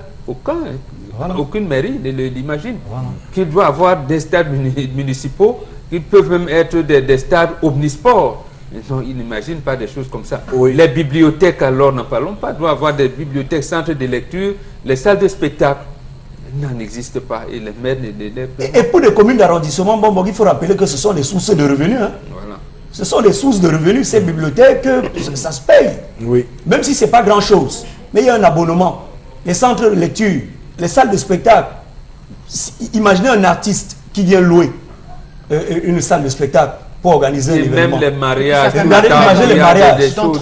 Les mairies ont des moyens pour le faire. Mais elles ne le font pas. À l'époque, Mvolier, Olympique de Mvolier, monsieur, quand on disait les clubs de Nkolongo, les clubs de Mvogada, c'est sur place que les gars jouaient. Si tu voulais voir le club de Mvogada jouer, c'est en Mvogada que tu devais venir voir les gars s'entraîner. Vous avez parlé des équipes tout à l'heure. Là où se trouve l'hôtel Sawa, c'est là où les Roger Mila, Bel Joseph Antoine ont été formés par un certain Baoubeki. Et on est venu construire le stade. Il y avait le stade Ori qui n'existe plus. Là, vous appelez pas de Prince. Est-ce que ça existe? Mbopi, c'était un stade. Il y en a à côté de ce qui est un peu gênant dans tout ça, Eric, je vais peut-être sortir par là, c'est que parfois vous vous demandez comment est-ce que les gens qui gèrent la ville de Douala pensent même cette ville. On construit les maisons en planche où? À Douala, en périphérie. Mais on vend les planches où? Au centre de la ville. Mais dégage, le camp Yabassi fait quoi où il est là? Prenez le camp Yabassi, vous allez le mettre. On allait mettre les logements sociaux à Yassa. Les gens travaillent à Bonandio, à quoi? Ndokoti, pas moyen de traverser. Mais prenez le camp Yabassi, vous allez mettre le camp Yabassi où vous avez mis les logements sociaux. Prenez le camp Abassi, vous allez mettre le camp Abassi à côté de la Dibamba. C'est là-bas que ça devrait être. Les agences de... Et donc, vous libérez de l'espace, vous laissez la ville vivre, la ville respirer. Regardez où le camp Abassi est situé, regardez où le dépôt de plancher de Saint-Bruno est situé pour aller pas Saint-Bruno l'artiste, hein, il l'école, pour aller à Brazzaville. Regardez où c'est situé, regardez où tous les dépôts de planches sont situés. Regardez à quoi ressemble le marché de Mbopi. Or, on peut bien les mettre plutôt en périphérie et aménager la ville comme il se doit. D'accord. Je rappelle que vous avez dit que Fritz Tonnet est un ministre délégué du gouvernement, donc je pense qu'il nous regarde. J'ai l'appelé et qu'il pourrait, qu'il pourrait d'ailleurs prendre en compte ces propositions pour ce matin. D'abord les aires de jeu et que tous les maires des arrondissements de Douala. Il est en train de chercher l'argent pour une société. La Smith. Voilà, ça ne l'intéresse pas. Très bien. Bon, peut-être vous avez écouté, Eric. De toutes les façons, on va peut-être le dire parce que les aires de jeu, il est important qu'on le signale ce matin à l'antenne, puisque les aires de jeu ont disparu et tous ceux qui sont responsables doivent pouvoir prendre leurs responsabilités et nous ramener ces aires de jeu pour que notre jeunesse puisse connaître ce que nous, on a connu, donc le vivre ensemble et qu'on puisse casser les barrières parce qu'on voit aujourd'hui l'ethnofascisme et tout ce qu'il y a comme problème dégoulés sur Facebook et partout. Donc, c'est une solution à tout cela. Oui, Auriol, juste un... Non, juste un mot. Hein. Enlever aussi les agences, les cas de transport, les agents de transport interurbain de Mbopi n'ont pas de place là-bas. Vous allez même faire vivre les chauffeurs taxi comment? Les agences de transport de Mbopi doivent être en périphérie, doivent être à Yassa, doivent être à Bonabéry. Ça permet au transport urbain donc de vivre. Et ce site devait abriter le lycée de Mbopi. Regardez Van, quand vous descendez en Van, vous prenez votre taxi pour n'importe où à Yaoundé, c'est la même chose à Douala. On ne doit pas laisser, regardez comment ça sent, regardez comment ça pue dans la ville. On doit laisser les agences de transport à Yassa. D'accord, commençons d'abord par les aires de jeu. Et on verra c'est pour libérer, non? C'est pour libérer. Si on les libère, c'est un grave espace. Si après on verra comment ça se passe. Madame, monsieur, merci infiniment à vous de rester sur Equinos Télévision. Une pause s'impose. À tout de suite pour la deuxième partie. Retour sur le plateau, madame, monsieur du Zénith. Merci infiniment à vous de nous rejoindre pour cette deuxième partie de l'émission. Nous démarrons cette partie avec la lecture des SMS et ensuite nous ferons la revue des réseaux sociaux. Florazé. Première réaction de cette seconde partie. Alors, je pense que c'est à la communauté urbaine de Douala qui a de s'en occuper, parlant des aires de jeu. C'est chaque commune d'arrondissement qui doit prendre en charge, aménager ses aires de jeu et ses lieux de distraction. Vous vous rendez compte que le ministère du Tourisme est occupé par quelqu'un qui dit avoir son propre parti politique et par conséquent vouloir accéder au pouvoir et gouverner le pays. Mais que nous montre-t-il le tourisme? Ceci pour nous convaincre que si vous me confiez le pays, voilà ce que je pourrais faire à longueur de journée. On crie le nom du chef de l'État, rien n'a à proposer. Non, attends, il faut qu'on soit sûr, comme vous permettez. Bello Bouba n'a jamais dit qu'il voulait remplacer Paul Biya. Il ne l'a jamais dit. C'est le dauphin. Voilà, non, il ne l'a jamais dit. Il a dit qu'il est venu aider son frère. Vous conservez le pouvoir. Peut-être que vous ne savez pas. Il a tenu ce discours en août 91 à l'hôtel Arcade ici à Douala. Donc il ne faut pas dire des choses. Même quand il boycotte en 97, comment quelqu'un peut boycotter l'élection présidentielle et quelques temps après il devient membre du gouvernement? Voilà, donc c'est son frère et ami. Et rappelez-vous qu'en 83, lorsqu'il démissionne, c'est lui qui demande au président Biya, qui lui donne des pistes. Lorsqu'il y avait des bisbilles, il y avait Kayidjo, lui dit non, si vous voyez tel, ça va décrisper l'atmosphère que vous avez avec les ressortissants du Nord. Et quand on vient, et c'est d'ailleurs pour cette raison que le président Biya a chargé Sadou Ayatou, qui était Premier ministre en 91, de tout faire pour que Bello Bouba prenne l'UNDP et d'écarter Samuel Lebois. Mettre Samuel Lebois de côté. Tout à fait. Donc quand on dit Bello Bouba n'a jamais dit qu'il était un opposant à Biya. Voilà. La jeunesse est oubliée dans ce pays. Tous nos stades ont été vendus. On nous empêche même de jouer dans nos petits couloirs. Tout à fait. La preuve, c'est que même le stade Mbappé Lepe, il a fallu que Ahmad menace ici de retirer la coupe de l'organisation de la Coupe des Nations pour qu'on pense à réhabiliter. On se rappelle qu'il existe un stade Mbappé Lepe qu'on peut transformer en terrain d'entraînement. Voilà. Alors, autre réaction, c'est se demander même si on est dirigé dans ce pays, le Cameroun est à refaire. Yombi, qui réagit ce matin. Autre réaction par SMS. Je rappelle que vous pouvez réagir au 657 43 61 45. Je me demande... N'appelez pas sur ce numéro, s'il vous plaît. Autre réaction ce matin, enfin je l'ai lu, merci à vous de nous éclairer sur, parce que notre pays lié à la mauvaise gérance de nos communes, Brice à Biponda. Désormais, nous vivons dans un monde virtuel où chacun vit des réseaux sociaux. Pour le cas typique du Cameroun, l'absence des loisirs ou des lieux de jeu est donc la conséquence. Merci beaucoup Florazé. Tout de suite et maintenant, on reste avec vous pour prendre la revue des réseaux sociaux. Tout à fait, Eric Fopoussi. 3 informations pour ce jour. La toute première qui continue de faire le buzz, c'est ce soupçon de collusion justement entre le régime Biya, l'ambassade des États-Unis, le SDF, le MRC aussi, qui dénonce une campagne mensongère.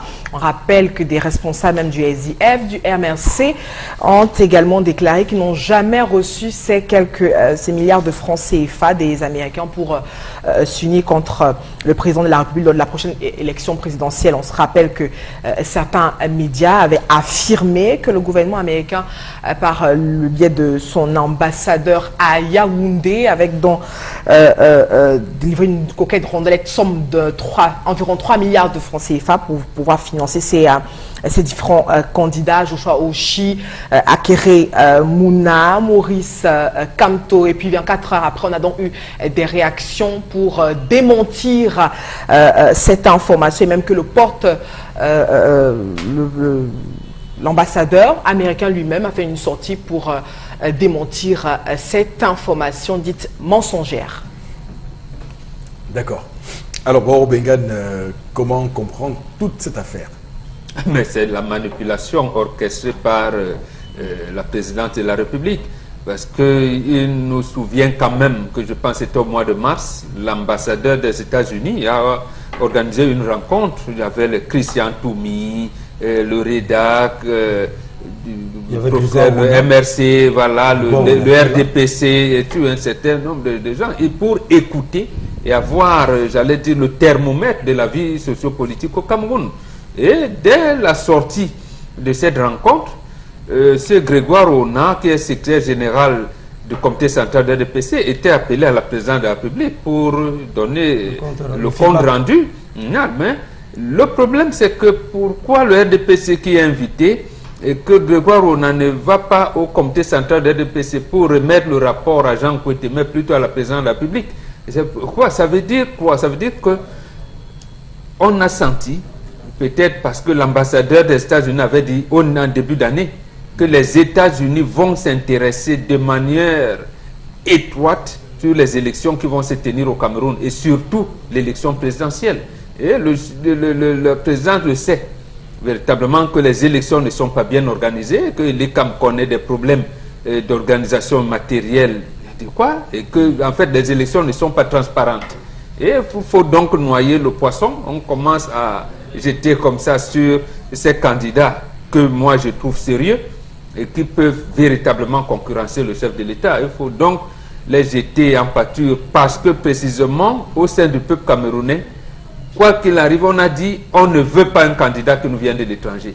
Mieux vaut Paul Biya qu'un candidat de l'étranger. Le pouvoir profite donc pour les présenter comme s'ils étaient des candidats de l'étranger. Mais là où ça a mal à passer, c'est qu'ils disent qu'ils ont été financés.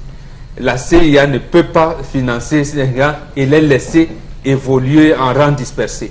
Si la CIA veut prendre le pouvoir au Cameroun, on les aurait pris avant et ils auraient présenté un candidat depuis longtemps et commencé à battre campagne. Les autres allaient s'allier. Et donc, on sait très bien que c'est une manipulation de pouvoir en place. D'accord. Auriel, votre réaction?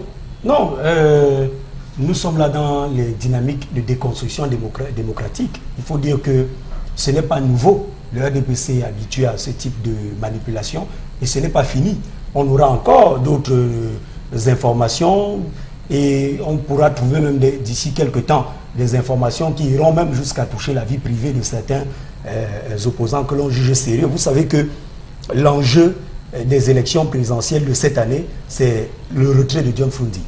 Le retrait de John Frundi fait que le RDPC a peur de Joshua aussi, de Maurice Kamto, de Akeremouna, et donc il faut trouver des moyens, il faut trouver des stratagèmes pour amener le peuple à accepter l'idée selon laquelle Paul Biya c'est le meilleur risque. Vous avez lu les affiches. Comment vous pouvez concevoir qu'un parti qui n'est pas encore en campagne électorale ait déjà ses affiches sur les réseaux sociaux? Bon, officiellement, ils n'ont rien dit. Hein, ils n'ont rien dit. Voilà. Et ce qui est encore davantage dangereux. Ils n'ont pas démenti non plus. Ils n'ont pas démenti non plus. Ils ont démenti les informations qui circulaient sur les réseaux. Est-ce que vous avez lu quelque part un mot du secrétariat général du Rassemblement démocratique du peuple camerounais qui démentit? Non. Et je crois simplement que c'est la preuve de ce que, même au sein de la presse, il y a désormais quelque chose de clair, c'est que le principe de neutralité a foutu le camp.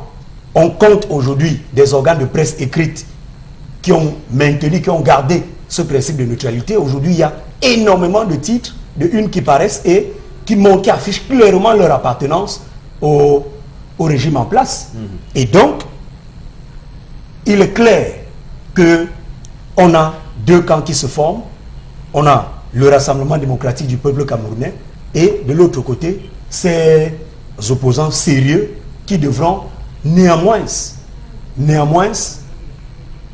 trouver le moyen de s'unir. Peut-être pour sortir au sujet de l'ambassadeur américain, il faut dire que c'est depuis qu'il a montré clairement au régime de Yaoundé qu'il a quelques velléités quant à la manière de gérer le pays. Il ne se sent pas très en forme sur le mode de gestion de la Res Publica, que désormais on veut taxer ce monsieur de tout et de rien. Parce que, comme Bombog l'a rappelé, Grégoire O n'avait pris part à ces travaux. D'où vient-il aujourd'hui que vous veniez dire qu'il a donné 2,5 milliards à ces partis politiques de l'opposition? Mais maintenant, pour sortir, j'ai envie de dire que le RDPC, lorsqu'on va lancer la campagne, il faudrait quand même aussi que ce parti déposer les véhicules de l'État, parce que les gouverneurs vont aller sur le terrain avec les véhicules CA, les préfets vont aller sur le terrain avec des véhicules CA, le chef de l'État n'ira pas sur les plateaux de télévision. On va recevoir Jean Dioga, on va recevoir aussi, on va recevoir Kamto, mais ici à Equinox et chez les concurrents, on ne va pas recevoir le chef de l'État qui sera pourtant un candidat à l'élection présidentielle. Donc il faudrait aussi que le RDPC sache que à chaque campagne électorale, c'est avec les moyens d'État. Et si même les États-Unis donnent de l'argent à ces gens-là, fermez les yeux.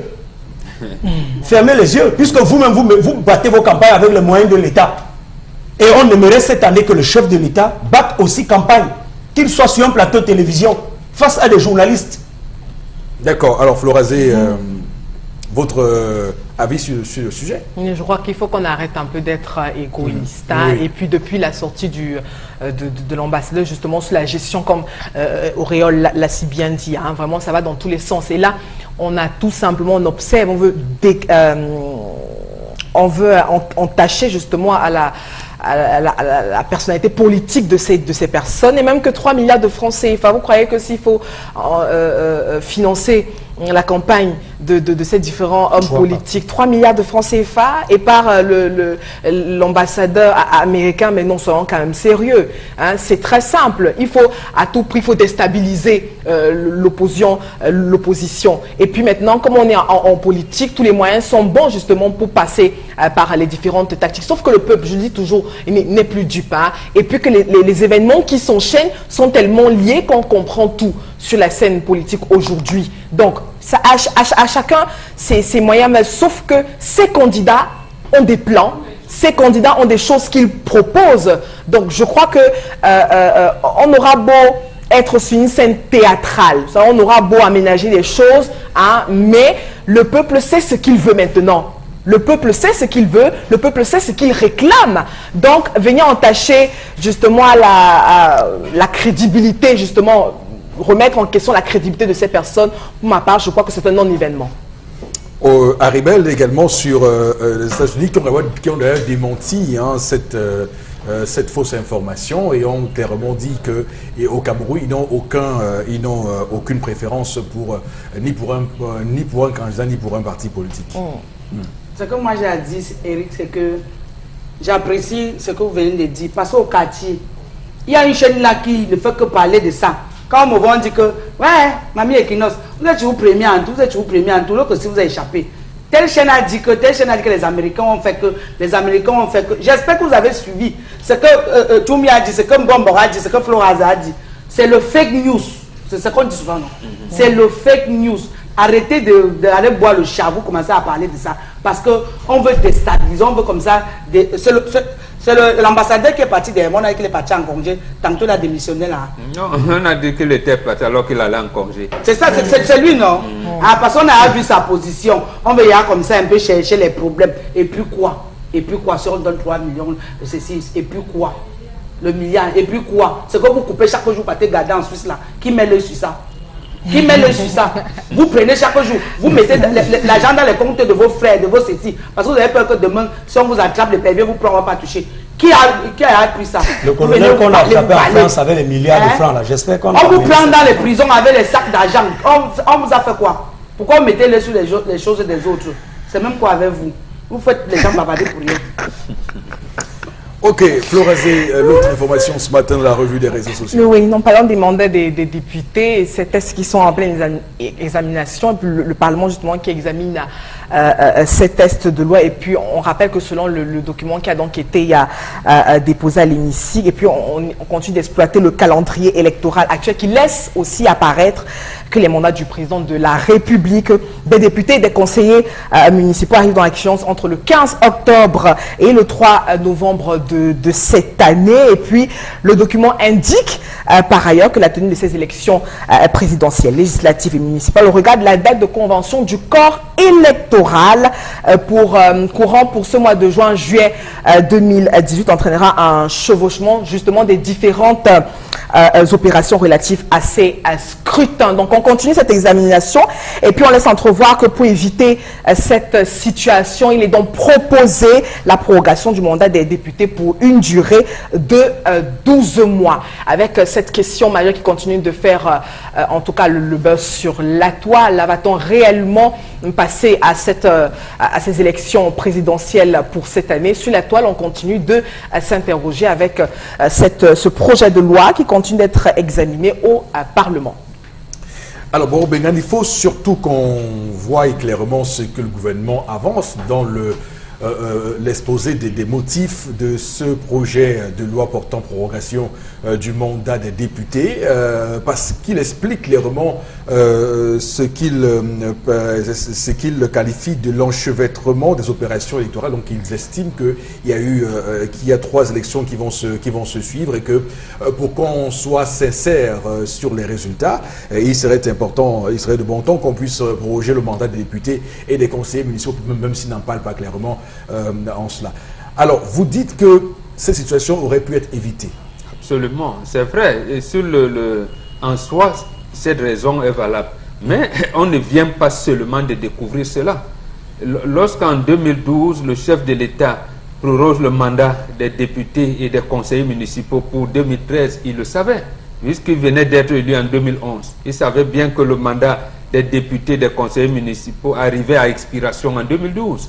Il a renvoyé ça pour 2013, sachant que tout le monde sera appelé au scrutin en 2018. Donc ce n'est pas maintenant qu'on vient subitement de le savoir. Donc pour cette raison qu'on dit souvent que la politique par embuscade que mène le chef de l'État finit toujours par le rattraper. Et c'est pour ça que moi, j'apprécie la maturité du peuple camerounais et même des opposants.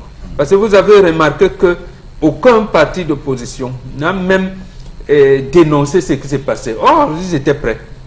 Ils étaient prêts, mais ils se disent, La situation du pays, voilà, la situation du pays est là, oui. et on a laissé. C'est pour cette raison qu'on dit que le chef de l'État aurait donc pu encore avoir, j'allais dire, plus de soutien.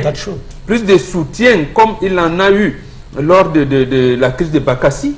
Donc, lui qui ne sait pas manœuvrer, il veut mettre, on dit, oui, il a la magnanimité, il a peut-être les anges et les saints du ciel. Lui parle la nuit, c'est lui qui maîtrise le calendrier. Même ce calendrier qui est réglementé, qui est encadré par la loi, il est obligé de piétiner la loi. Et là, le Camerounais laisse tranquille. Et certains confrères vous diront que c'est un judoka politique. Il utilise la force des adversaires pour les anéantir et ça finira par le rattraper malheureusement. Alors, comme disait l'ambassadeur des États-Unis, il risque de sortir par la petite porte malheureusement. Donc, bon, même si cet argument l'ambassadeur ne l'a pas dit. Il lui a dit Washington et Mandela. Voilà, ça ne veut pas dire que s'il fait autrement, ce sera c'est ce qu'il a dit. Retenez, il faut que l'histoire, écrivez votre nom en lettres d'or sur l'histoire. Non, mais il y a d'autres sorties en dehors de George Washington. C'est pour ça, c'est même ce que je dis. Et dit donc, s'il a raté ça, il ne faut donc pas aujourd'hui qu'il rate d'autres occasions. Voilà, il est en train de rater des occasions là. Finalement, il a jusqu'au 16 juillet pour convoquer le corps électoral pour l'élection présidentielle qui doit se tenir entre le 14 septembre et le 14 octobre. Par rapport à la situation sociopolitique aujourd'hui, il faut bien, pour reporter, il faut bien qu'il modifie la Constitution. Et c'est le moment. Va-t-il appeler l'Assemblée nationale en session extraordinaire? S'il veut demander le report de la présidentielle, c'est le moment. Bon, il a encore du temps. Bon, jusqu'au 16 juillet. Mais oui, mais sauf qu'il avait jusqu'au 20 juin pour les municipales au 21 juin. Ah, voilà. Alors, il faut quand même dire... Mais il a piétiné la loi quand même. Et nous, on est restés tranquilles. Oui, mais sauf que mes sources à Yaoundé me disent qu'il y a une jurisprudence et qu'il y a eu des cas similaires par le passé où le président Paul Biya a d'ailleurs, évidemment, d'ailleurs c'est le cas de 2012. J'aimerais... la jurisprudence, c'est quand il n'y a pas la loi. La loi est là, vous avez piétiné la loi. Comment parler de jurisprudence lorsqu'il y a la loi? Oui, mais jurisprudence... Je dis, ce sont mes sources. Dites à vos sources qu'il y a la loi quand vous avez piétiné. Moi, je ne suis pas juriste. Alors, je sais qu'il avait une date, il n'a pas respecté la date. Et donc, ces mêmes sources disent que le président a donc contourné ce piétinement de la loi. Donc c'est donc lui qui a un agenda caché. Ce piétinement de la loi, parce qu'avant, le délai légal de convocation du corps électoral, que ce soit pour les législatives, les municipales, 21 et 20 juin, il a envoyé des correspondances au président du Conseil constitutionnel pour avis et aux deux présidents du Parlement pour avis. Donc ça montrait sa bonne foi de proroger le mandat. C'est ce qu'on m'a dit, Yaoundé. Qu'est-ce que vous dites? Les municipales ne demandent pas de saisir. Il peut faire un décret. Donc même ça aussi, il a consulté pour faire un décret. Il ne nous a pas dit. Et c'est ça qui a toujours été gênant dans cette République. Vous savez, moi ce qui est bien, c'est quoi? Parfois vous parlez de la France, j'ai envie de prendre l'exemple de la France. Juste pour dire que à chaque fois qu'il y a des actes qui engagent la vie de la nation, il relève de la compétence du chef de l'État de s'exprimer. Je tiens à vous dire que même les lettres auxquelles nous faisons allusion, personne ne nous les a présentées. Ce sont les réseaux qui ont permis à ce que ce soit sur la toile comme d'habitude. Parce que le Cameroun est devenu un pays de toile d'araignée. Est-ce que vous comprenez, Eric? Donc jusqu'ici, le chef de l'État est resté tranquille, silencieux. Je ne vous coupe pas. Ils nous ont même dit, les deux institutions, à travers le porte-parole du gouvernement, de ne pas nous fier aux informations envoyées par la toile. Donc, dites à vos sources là que donc, ça veut dire que pas fiable. Ça veut dire que si je voudrais quoi, si je voudrais être républicain, moi, Tchoumi, je refuse ces bouts de papier que j'ai vus sur Internet. Absolument. Je les refuse. Et donc, ça veut dire que j'attends toujours que le chef de l'État me dise à moi, en tant que citoyen, voici comment est-ce que j'entends faire. Seulement, il ne l'a pas fait dans les délais qui lui sont impartis par la loi. Il est donc en violation des textes de loi de la République. Et je salue, comme Mombo l'a dit, le peuple, mais pas les opposants. Parce que désormais que le Conseil constitutionnel existe et que le Conseil constitutionnel ne se saisit pas d'une affaire, il revient à ces partis politiques de l'opposition de saisir le Conseil constitutionnel voici une violation des textes, une violation flagrante. Nous sommes le 27 aujourd'hui. Ça fait 7 jours, donc une semaine, que le corps électoral pour les municipales, 6 pour les législatives devaient être convoqués, mais jusqu'ici, absolument rien. Et personne ne s'en émeut. Et naturellement, on va nous parler du calendrier du chef de l'État. Non, il est temps que le chef de l'État nous dise effectivement, voici mon calendrier. Alors, il y a des griots qui vont vous répondre que vous allez lui faire quoi? Donc, voilà. il y a des griots. Nous, on préfère ça, c'est bon. Oui, qui nous disent ça régulièrement, que parlez, mais qu'est-ce que vous allez faire? Donc, on ne peut rien faire. Il faut même dire bavarder là. C'est la preuve simplement que nous sommes dans un système de la navigation à vue. Parce que Bob l'a dit, et je l'ai dit encore, qu'on a gagné les élections présidentielles en 2011. Nous sommes au pouvoir depuis 2011. Et donc, nous savions qu'en 2018, nous aurons les élections. Et pendant qu'on parle, on ne parle plus des régionales. Hein. On ne nous dit plus rien au sujet des élections régionales. Et donc, basta. Bravo la décentralisation, chapeau. D'accord. Florazé, sur cette prorogation du mandat de député qui enfin est arrivé à l'Assemblée nationale. Je rappelle que, comme on le dit sur ce plateau, nous sommes en train de nous glosser un peu sur cette question, mais il faut dire qu'il y a des députés qui sont très contents parce qu'un an de rallonge, c'est plus d'avantages. Et ceux qui se rangent le pouce, c'est ceux qui pensaient que c'est déjà leur temps et qui doivent tout de suite être députés. Donc, clairement. Oui, Eric Fopoussi, mais oui, sauf que pour nous qui sommes spectateurs, pour nous qui attendons, ce qu'on attend, on attend de voir réellement ce jeu démocratique se vivre. Ben, sauf que ce n'est pas la réalité. Mais on est là justement pour attendre les prochains événements. Parce que justement, les cartes, nous présentement, nous ne les avons pas. Donc, nous sommes là en tant qu'observateurs de la scène politique. Donc, nous allons observer pour voir ce que la suite nous réserve, Eric Fopoussi. Sauf qu'on peut également s'engager dans certains arguments, comme quoi on peut prendre les mêmes et recommencer parce qu'on ne va pas inventer le fil à couper du beurre aussi. Mais on va rester dans les mêmes récriminations. On va rester dans les mêmes engagements, les mêmes stratégies. Les mêmes stratégies. Donc, on a besoin, oui, de ce changement. Mais qu'est-ce que vous voulez? On est là, on observe.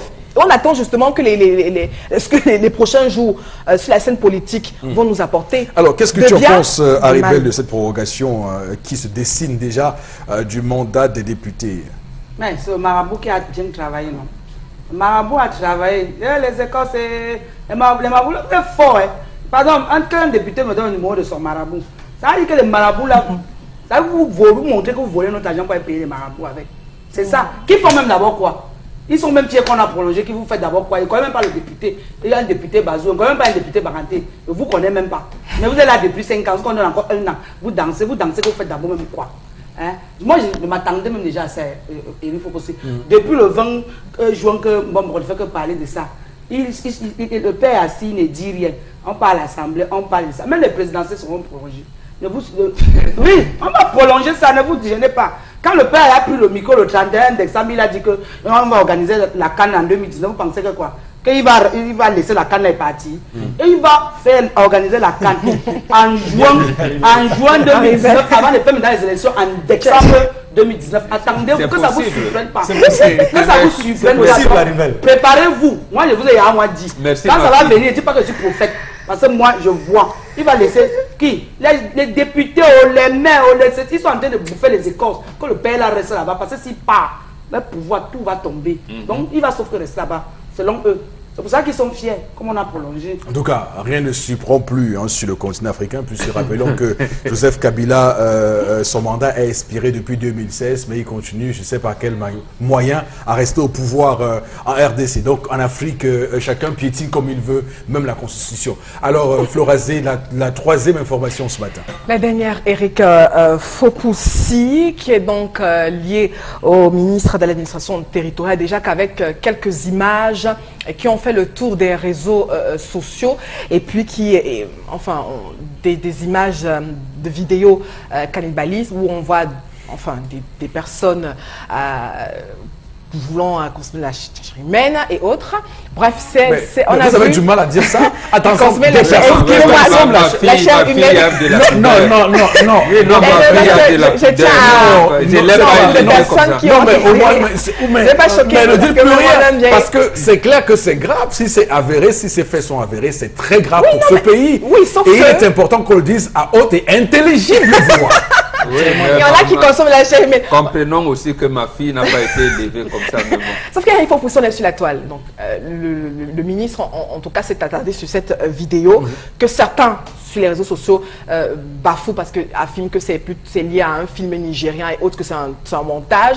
Et puis le ministre Atangadi a donc traité les sécessionnistes justement de barbares et qui sont plus terribles justement que... Ils sont pires que Boko Haram. Oui. Donc maintenant, et puis il dit qu'il faut continuer à intensifier, pourquoi pas les dérafles dans les deux parties du pays pour assainir notamment au nord-ouest et au sud-est. Et continuer même de saluer également le plan d'assistance humanitaire lié justement à subvenir justement aux besoins de ces délaissés, ces personnes qui sont en proie aux violences dans les deux régions du pays. Mais en tout cas, cette sortie n'a pas été très bien appréciée par tous sur la toile et même par certains politiques de certains membres de l'opposition, en tout cas. En tout cas, c'est quand même une réaction. Parce que cette information est capitale, parce que ça nous permet de comprendre comment le Cameroun va vivre dans les prochains mois. Parce qu'au-delà de ce que vous rapportez comme réaction du ministre Paul Atangadi sur cette histoire de cannibalisme, je rappelle que lui, le même a dit que les anglophones n'ont pas de problème de marginalisation au Cameroun et qu'ils sont les plus choyés du président Paul Biya depuis qu'il est au pouvoir. Franchement, également, on veut bien se taire et être pondéré, mais là, c'est gros quand même pour Bengan. À un moment donné, on veut être gros, on veut être neutre, mais sauf que quand un ministre dit ça, ça peut révolter quand même. Oui, ça peut révolter, ça a révolté. Ça a révolté surtout les populations même anglophones. Oui. Ça a révolté. Mais comme on le dit souvent, et beaucoup d'entre nous, et nos aînés qui nous ont appris ce qui s'est passé effectivement à Fumban et toutes ces péripéties jusqu'aujourd'hui, c'est pour dire quoi? Pour dire ce que je reproche au peuple camerounais qui attend des élites. Nous avons dit le pouvoir politique a été distribué entre les élites. Et ces élites-là cooptent pour certains les autres qui étaient à la périphérie. Donc ça reste entre eux. Ne confiez pas le pouvoir politique aux élites. Et lui, il appartient à cette élite-là qui a été cooptée pour diriger le pays. Donc à ce moment, c'est ce qu'on parlait tout à l'heure de Bello Bouba.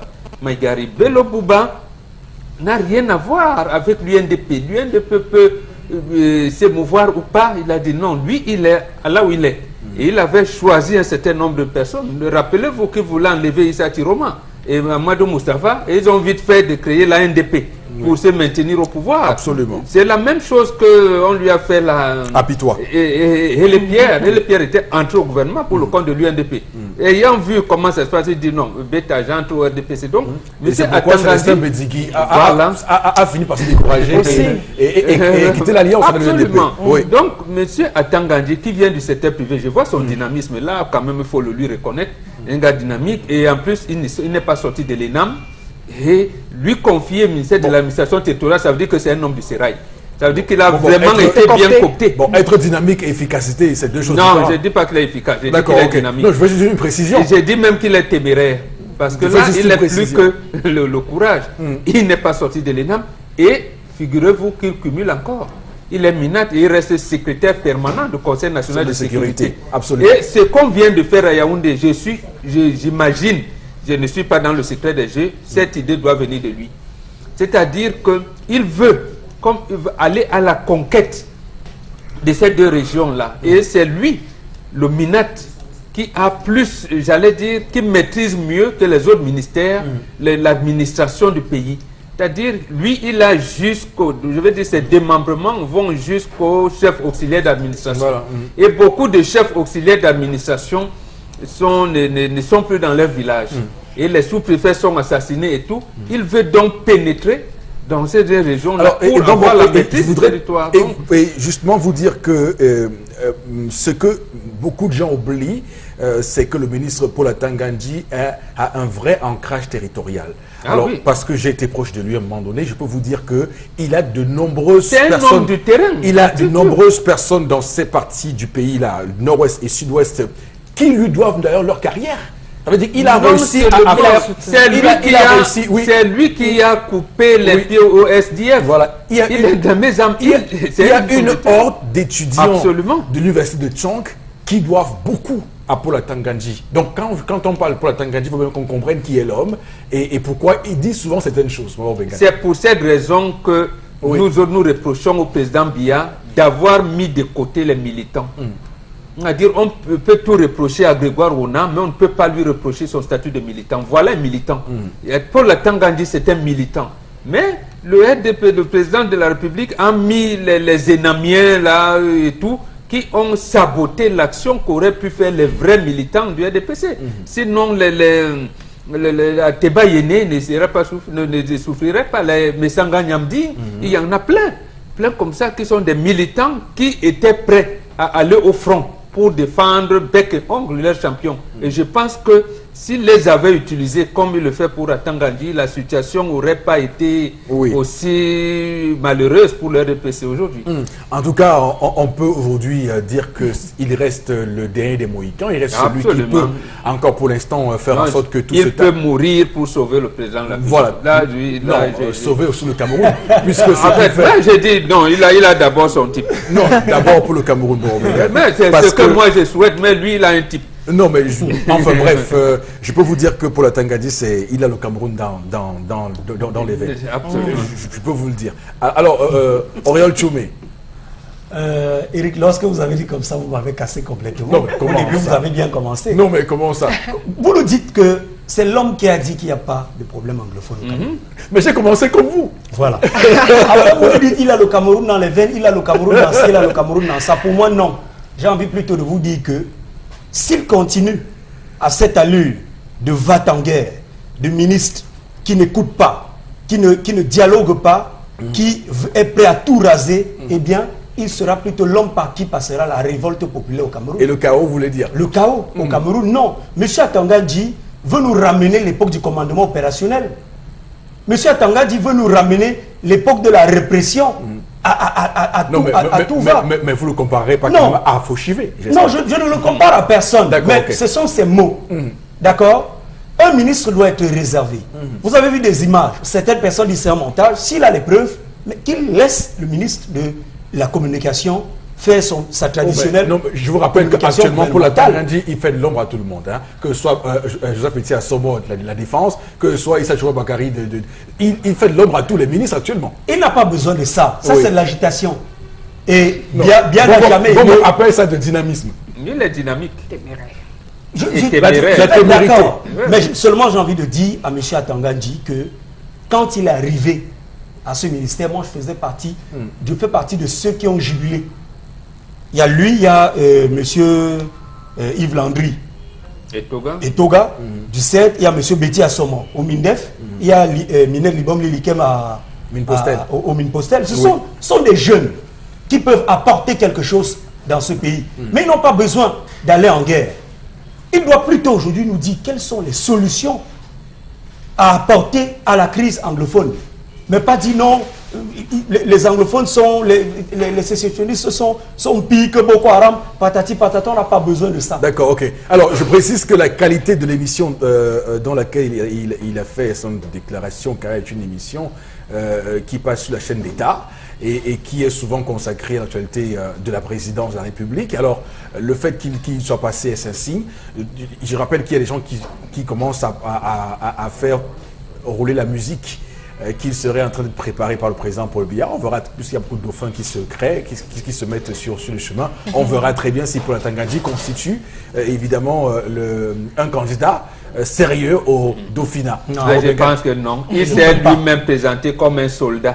Il ne peut pas. Voilà, et quand on me disait qu'il était courageux, j'ai juste envie de vous dire qu'il avait fui à Bamenda. Le jour où les gars sont sortis, oui, on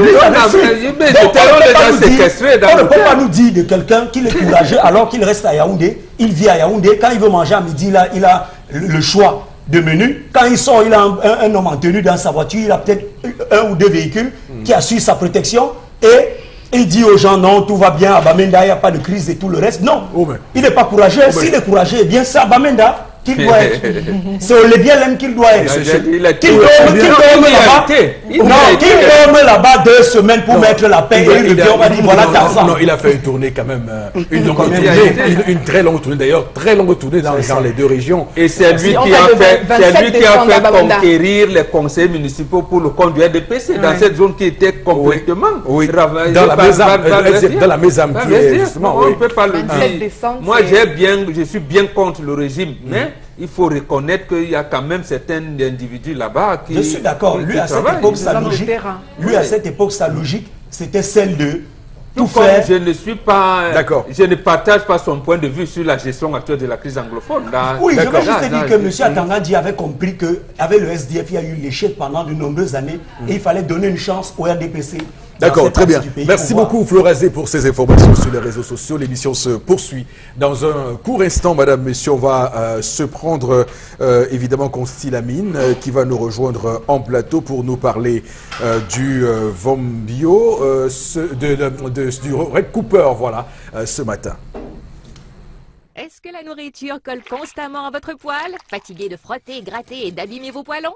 Eh bien, j'ai la solution. Bonjour, ici Cathy Mitchell, avec ma nouvelle poêle Red Copper. Cette poêle révolutionnaire est faite de céramique non collante et de cuivre super solide. Garantie de rester sans égratignure, pas de rayures et pas de résidus collés. Elle est légère et extra résistante. Elle ne s'égratigne pas et elle ne s'effrite pas dans votre repas. Regardez, des biscuits trempés dans le sucre à la cannelle et glacés de caramel collant. Mettez au four. Red Copper va au four avec sa poignée qui résiste jusqu'à 500 degrés Fahrenheit. Et le tout glisse tout seul. Miam! Cuisine et santé. Des lanières de poulet presque sans gras et presque sans huile.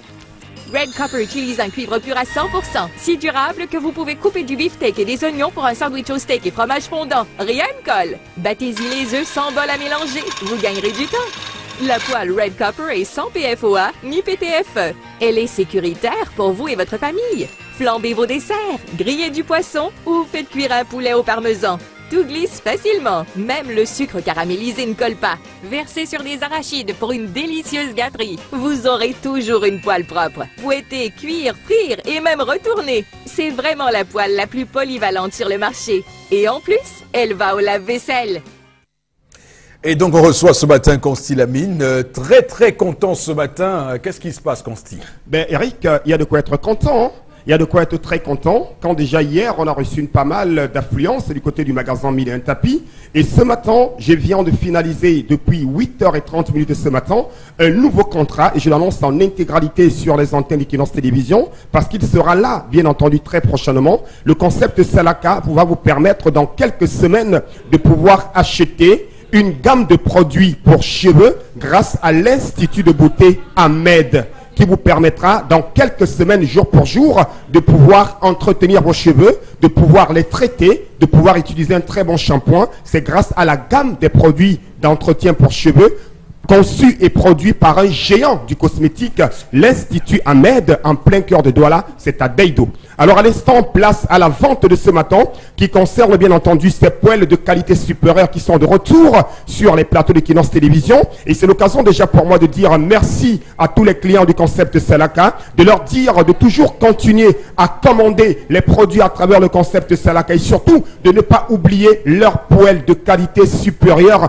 qui signent un très grand retour encore ce mercredi matin. Alors parlons bien sûr de ces poêles. Je rappelle que c'est des poêles de qualité supérieure. C'est des poêles qui ne collent pas. C'est des poêles qui sont des poêles médicales pour dire tout simplement que nos amis diabétiques peuvent également les utiliser sans toutefois mettre de l'huile. C'est la seule poêle dans le monde entier qu'on peut faire ses frites de plantain. On peut faire frire son poisson sans utiliser de l'huile. Oui, c'est vrai, c'est prouvé et c'est vérifié. Elles sont solides, elles sont résistantes, elles sont tellement nyanga et ne coûtent que la somme de 15 000 francs cette magnifique poêle. Regardez comment elle est belle. Qui n'aimerait pas l'avoir à la maison? Oui, vous avez un restaurant, vous avez un hôtel, quel que soit vous êtes, c'est donc l'occasion plus que jamais de commander dès à présent cette poêle Red Copper au prix de 15 000 francs seulement. Plus besoin d'acheter n'importe quel genre de poêle, plus besoin de commander la poêle n'importe où. Voici la poêle révolutionnaire, voici la poêle Red Copper. Vous l'avez donc au prix de 15 000 francs seulement. Je rappelle qu'elle ne colle pas, elle est solide. Regardez comment une voiture vient de monter sur la poêle. Elle ne se cassera jamais. Une poêle de qualité supérieure. Le modernisme, la qualité passe également par vous, chers téléspectateurs, grâce au concept de Salaka qui vous permet encore ce matin d'acheter une poêle de qualité supérieure au prix bien sûr de 15 000 francs la poêle. À côté bien sûr de la poêle Red Copper, on a également cette paire de gants. Ah ben oui, des gants et rien que des gants. C'est pas des gants pour les mécaniciens, c'est pas des gants pour la tôlerie, non, c'est des gants pour la cuisine. C'est nouveau, c'est innovateur, c'est grâce au concept de Salaka qu'on a bien entendu cette paire de gants au prix de 6 000 francs. Regardez comment la dame utilise, bien entendu. Elle peut retourner ses prines, elle peut retourner son maïs, elle peut me retirer le miondo dans la marmite sans se brûler. Vous avez donc la paire de gants à 6 000 francs, 6 000 francs. Et je rappelle que les deux produits font, bien entendu, un total de 21 000 francs. Bien entendu, bien, les deux produits font un total de 21 000 francs, à savoir 15 000 pour la poêle et 6 000 francs pour la paire de gants. Et comme c'est le Salaka, et comme c'est l'instant du Salaka, les premières personnes à commander à l'instant les deux produits ne l'achèteront pas à 21 000 francs, ne l'achèteront pas à 20 000, mais vont l'acheter à 18 500 francs. Oui, qui n'aimerait pas l'avoir? Il dit bien, une poêle, une paire de gants, pas à 21 000, pas à 20 000, pas à 19 000, mais à 18 500 francs, à condition de commander dès à présent, ou alors de vous rendre du côté, bien sûr, du magasin 1001 tapis pour les avoir. Ceux qui n'ont pas le temps de venir à 1001 tapis en plein cœur d'Aqua, appelez tout simplement nos numéros de téléphone. Vous êtes à Garoua, à Yaoundé, à Maroua, quel que soit vous êtes, vous aurez votre poêle au prix de 18 500 francs, à condition d'appeler dès à présent yes no, et avoir les deux produits. Merci beaucoup, Consul Lamine. Au prix de 18 500 francs. C'est bon. Et une fois de plus, merci à tous nos téléspectateurs et rendez-vous la semaine prochaine. Alors, la suite de l'émission avec interpellation. Des grillades à la poêle, au four et au barbecue, tout y passe.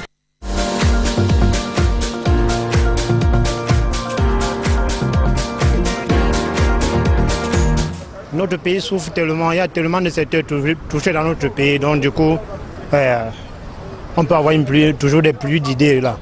Mais moi, je préciserai le niveau de l'éducation, vu que je suis peut-être un jeune étudiant. Bon, au niveau de l'organisation, lors du paiement, c'est très mal structuré. Puisque payer, c'est les frais d'étudiants, il faut passer peut-être des semaines. Faire des tours. Donc je demanderai au gouvernement d'essayer de multiplier un peu les banques afin de faciliter la tâche aux étudiants. Et que l'État demande à l'État de faciliter les choses, de multiplier par exemple les structures de paiement. Vous voyez, bon, peut-être ici au littoral, on n'a que peut-être deux structures. Oui, juste veut dire quoi, deux banques, dont je ne vais pas préciser peut-être le nom, qui sont spécialement conçues pour ces frais. Donc, s'ils peuvent multiplier d'autres, afin que les étudiants soient un peu libres. Parce que là, vous voyez, rendez-vous compte qu'on a en compte les trucs comme la corruption un peu. Puisqu'il faut peut-être d'autres perçoivent de l'argent pour se faire enregistrer. Vous voyez, c'est pas normal dans notre pays. Donc nous ne voulons pas ça.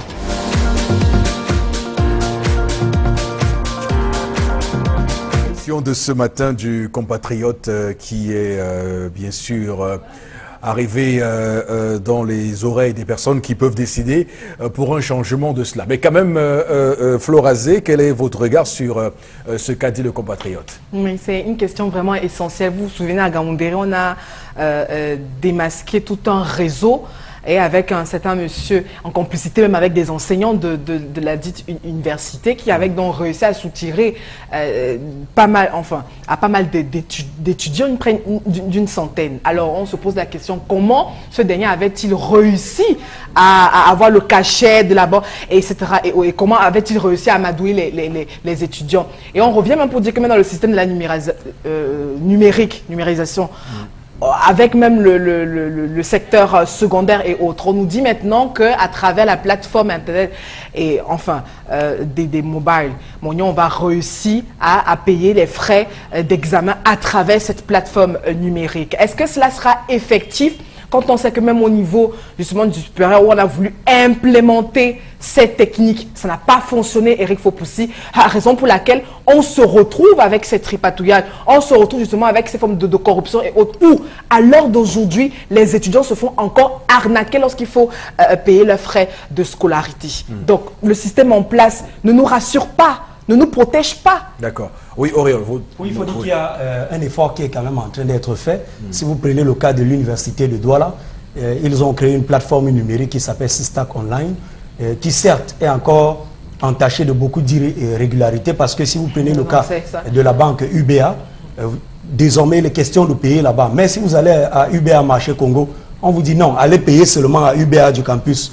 C'est à partir de peut-être la deuxième tranche, on va vous dire, bon, allez payer à quoi? Donc, d'accord. Il faudrait aujourd'hui imiter l'exemple rwandais. Il faut numériser, comme elle a dit, entièrement. Ça dit que je dois être capable de payer mes frais de scolarité, mes droits universitaires, étant même assis sur ce plateau. À partir de mon téléphone, je paye et je reste tranquille. Je vais seulement chercher mes reçus. Est-ce qu'on nous rassure qu'il n'y aura pas des défis? D'accord, très bien. Non, au Rwanda, il n'y a pas de délestage. Les gens chargent leur téléphone régulièrement. Okay. Là-bas, il y a le réseau. L'accès à Internet, voilà, Internet très aussi. bien. On va prendre quelques messages, Florazé, avec vous, je vous en prie, pour bien sûr embrayer sur cette interpellation ce matin qui nous a permis d'ailleurs de parler d'un sujet qui nous donnera évidemment du grain à moudre dans les semaines à venir. C'est promis, nous parlerons de la numérisation, du moins de ce processus-là au Cameroun et quels sont les différents freins à sa mise en œuvre effective, puisque le Cameroun d'ailleurs visiblement n'est pas comme le Rwanda. Oui. Allez-y, Florazé. Alors, j'ai également piqué quelques SMS sur notre page Facebook 10-12 le Zénith. Alors, Christian Telling pense que le président de la République ne bat jamais campagne, il reste président et ce sont justement ces ministres qui le font à sa place. Vous l'avez déjà vu sur des plateaux de télé pour défendre son bilan, s'interroge-t-il? C'est ce que j'ai dit. C'est pourquoi je l'ai appelé à battre campagne cette fois-ci. Aaron David Boom pense que pourquoi exclure Douala 6 ou tout au moins revenir sur la question du débat, puisque ça me permet de revenir sur un cours de marketing politique qu'on a eu et qui marque le début de la télévision et du show télévisé des candidats aux États-Unis avec Nixon, pour dire qu'on peut tout au moins instaurer un débat politique à la télévision. On l'institutionnalise, on le régit clairement pour que les différents candidats, bon, malheureusement, on n'a qu'un seul tour. Je parlais du débat du second tour. Pour que les deux candidats qualifiés au second tour puissent débattre avant. Même ne serait-ce que le premier tour, les membres du Sérail vont avoir peur. C'est pourquoi ils ne peuvent même pas accepter que le chef de l'État vienne sur un plateau. Et donc, on va coincer Jean Dioga, on va coincer tout le monde, aussi Kamto et tout le reste, mais on ne pourra pas coincer le chef de l'État. Les membres du Sérail ne peuvent pas accepter. Tout le monde n'est pas Laurent Gbagbo. Voilà, c'est pourquoi on se dit que même le discours qu'il lit tout le temps à la télé, ce n'est pas lui qui a écrit.